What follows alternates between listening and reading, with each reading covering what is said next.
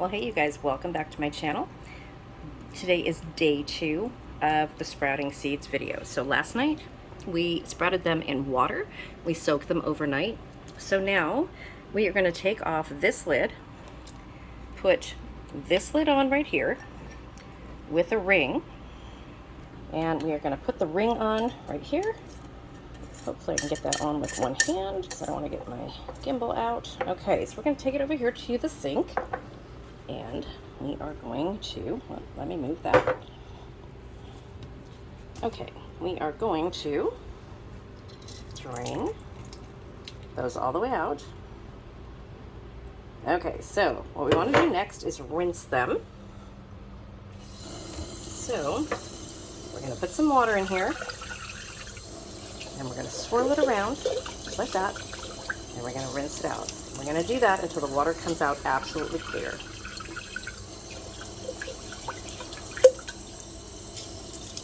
Probably 3 times. You can do this with filtered water or with your tap water, whatever you feel best with. I usually have filtered water, but right now I'm not using that because I don't have enough. So on the last time, let me get that water, shut it off. On the last time, sorry about the dirty cup, you guys. You want to drain as much as you possibly can out of your jar.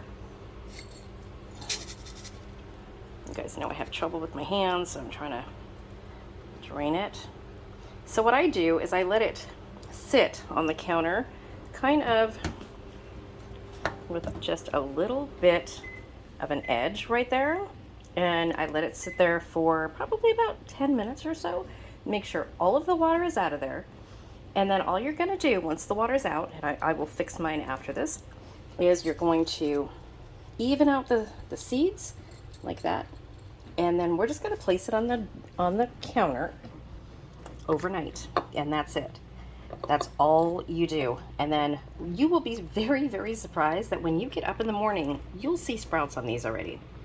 So if you don't have one of these seed sprouting screens, which I didn't when I first started, you can simply use a cheesecloth to get put the cheesecloth over this, get all the water out, drain it out, make sure all the seeds get off the cheesecloth.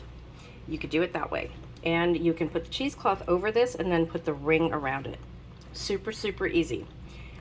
Or a tea strainer or a real fine colander, you can do that too. So you don't need this, but you do want it to breathe. So if you want to put plastic wrap or something on here, you can totally do that.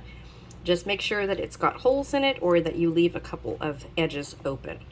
And what you're going to do is we are going to rinse it every morning and every night, just like we just did, underwater, and then let it drain.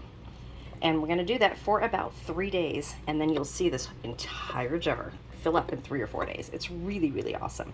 So stay tuned for this to my channel, and you'll see these sprout in pretty much real time, you guys.